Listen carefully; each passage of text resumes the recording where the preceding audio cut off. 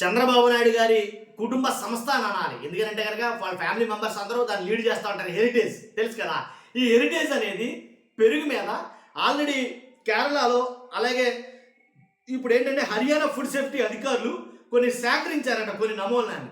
ఆ పెరుగు నుంచి హర్యానా ఫుడ్ సేఫ్టీ వాళ్ళు కొన్ని సేకరించి దాంట్లో ఏదైతే పెరుగులో ఉండేటువంటి నమూనాలో టోటల్ కరుల్లో తక్కువ క్వాలిటీతో ఉందని అని తేల్చేశారు వాళ్ళు సేకరించిన శాంపుల్స్ ఆధారంగా ఆ పెరుగు నాణ్యత లేదు అని తేల్చారు. తెలిస్తే ఏంటిది అని వాళ్ళని అడిగినప్పుడు, ఎవరైనా హెరిటేజ్ సంస్థల వాళ్ళని అడిగితే ఏంటిది పరిస్థితి, దీంట్లో సరైన స్టాండర్డ్స్ లేవు, సరైన క్వాలిటీ లేదు, క్వాలిటీ బాగా తక్కువగా ఉంది అని అంటే, ఏదైతే FSSAI వాళ్ళు అని అన్నారో వెంటనే వాళ్ళు ఒక పెనాల్టీ అయితే విధించారు.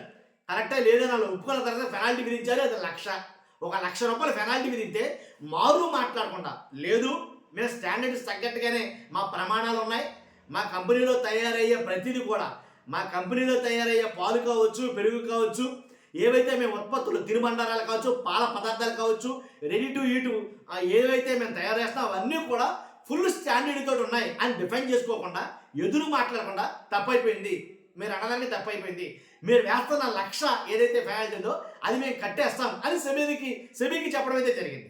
కాబట్టి అంటే ఏంటి, తప్పు ఒప్పుకున్నారు ఏంటండి, ఆ పెరుగులో ఉండాల్సినటువంటి ఆ క్వాలిటీ లేదు, అంటే కల్తీ అయ్యింది. అర్థమైందా? పెరుగు కల్తీ అనే పదం ఈ మధ్యలో మీరు బాగా ఎక్కువగా అంటున్నారు. ఆ కల్తీ కాదు, ఇక్కడ పెరుగు కల్తీ. ఎవరిది? చంద్రబాబు నాయుడు గారి సంస్థ అయినటువంటి హెరిటేజ్ది. కొంతమంది అయితే అంతకుముందు కూడా ఈ హెరిటేజ్ గురించి అంతకుముందు కూడా కేరళలో కావచ్చు, అలాగే తమిళనాడులో కావచ్చు తిరస్కరణకు గురైంది. ఇది చాలామంది దీన్ని తిరస్కరించారు. ఎందుకంటే పాల ఉత్పత్తుల మీద పాలు సరిగా లేవని, ఆ పాలులో ఏదైతే నిల్వ కోసం వాడే రసాయనాలు ఏవైతే ఉన్నాయో ఆ రసాయనాలు ఎక్కువ మోతాదులో ఉన్నాయి, పాలు ఎక్కువ కాలం నిల్వ ఉంచడం కోసం ఎక్కువ మోతాదులో వాడారు అని కొన్ని అయితే కనుక తిరస్కరణ గురైంది. కొన్ని అసలు బ్యాన్ చేసుకొని ఆ స్టేట్లో అయితే కనుక కేరళలో కానీ తమిళనాడులో కానీ వద్దు అని చెప్పాయి. కాబట్టి ఇది ఏదైతే హర్యానాలో జరిగినటువంటి శాంపుల్స్ ఏదైతే ఉందో ఆ పెరుగు విషయంలో మాత్రం కల్తీ అనేది జరిగింది. ఎందుకంటే ఇప్పుడు వాస్తవంగా దానికి ఉండే బ్రాండ్ ఇమేజ్, హెరిటేజ్కి ఉండే బ్రాండ్ ఇమేజ్, ఆ వ్యాపారం అంతగా విస్తృతంగా అవడానికి కారణం ఏంటంటే కనుక ఆ బ్రాండ్ వాల్యూ ఏంటంటే చంద్రబాబు నాయుడు గారి, దాంట్లో ఎలాంటి డౌట్ లేదు. హెరిటేజ్ అనగానే చంద్రబాబు నాయుడు గారు గుర్తొస్తారు. సో దాంతో వ్యాపారం అంత బాగా విస్తరించింది అని అయితే చెప్పొచ్చు.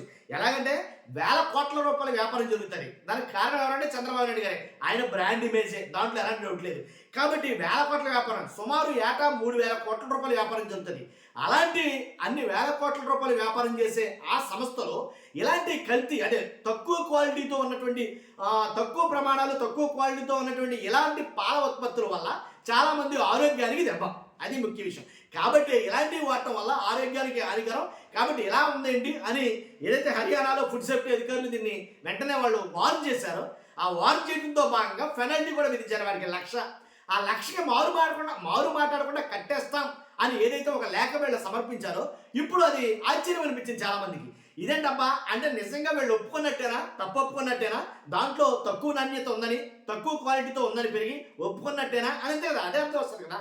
సో అలా రావడం వల్ల ఇప్పుడు చాలామంది దీని గురించి అయితే మాట్లాడుకోవడం అయితే జరుగుతుంది. కాబట్టి ఇది ఎవరిదో దారిపోయి ఇదైతే పెద్దగా ఆలోచించిన విషయం లేదు.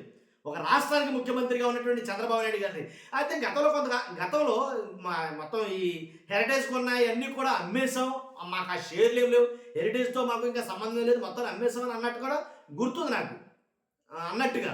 కాబట్టి అది ఏంటనేది క్లియర్గా నాకు అంత ఐడియా లేదు. కానీ ఇదైతే కనుక ఖచ్చితంగా ఇదైతే కనుక హైలైట్ చేస్తుంది. కాబట్టి చూస్తున్న మీరు అందరికీ మీ అభిప్రాయం తెలియజేయండి. ఫస్ట్ అయితే లైక్ చేయండి. Thank you very much.